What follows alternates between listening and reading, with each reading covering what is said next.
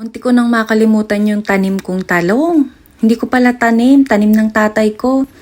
Check ko nga kung okay na yung talong, kung malaki na. Kasi ang dami niyang bunga ngayon eh. O ayan o, tingnan nyo. O ayan, medyo malaki na rin. Kailan kaya yung pwedeng pitasin?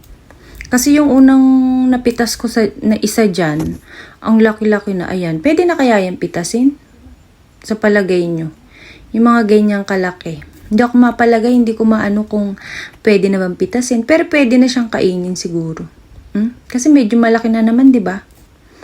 Ang ganda. Ang dami niyang bunga, 5. Ang tatay ko nagtanim niyan nung sila inaandito pa. O, di ba? Meron akong fresh veggies. Ang sarap niyan pagka yung bagong pitas. Tapos ipiprito mo lang. Tamang-tama, may tuyo pa ako, tapos may tinapa. O, di ba? Pangprito ako ng itlog, tapos talong, tapos tuyo, tinapa. Ang sarap kaya nun. Pang-umagahan namin. Kaya lang ako lang kumakain nun. Yung anak ko kasi hindi kumakain ng tuyo at saka ng tinapa. Napaka-arte. O, di ba? Kala mo, anak mayaman.